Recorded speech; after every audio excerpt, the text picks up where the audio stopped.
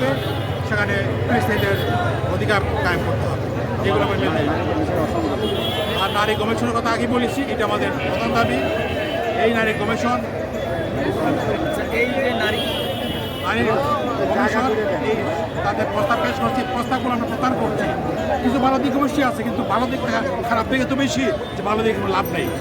এর প্রত্যাহার করছি, নতুন কমিশন করতে হবে। কমিশনে ইসলামপন্থীর উদ্যোগে আহ্বান রাখতে হবে, শুধু নাস্তিকদেরকে নিয়ে কমিশন করা চলবে না। শুধু বিক্ষোভ মিছিল করেই শেষ নাকি পরবর্তী কোনো কর্মসূচি থাকতে পারে? সারা দেশে আমাদের বিক্ষোভ হয়েছে, সামনে আরও দেওয়া হবে। এবং ভারতের মুসলমানদের জন্য আপনারা কি বলা যায়? ভারতীয় মুসলমানদের আমরা আগম মিছিল করেছি, প্রত্যাহার করেছি।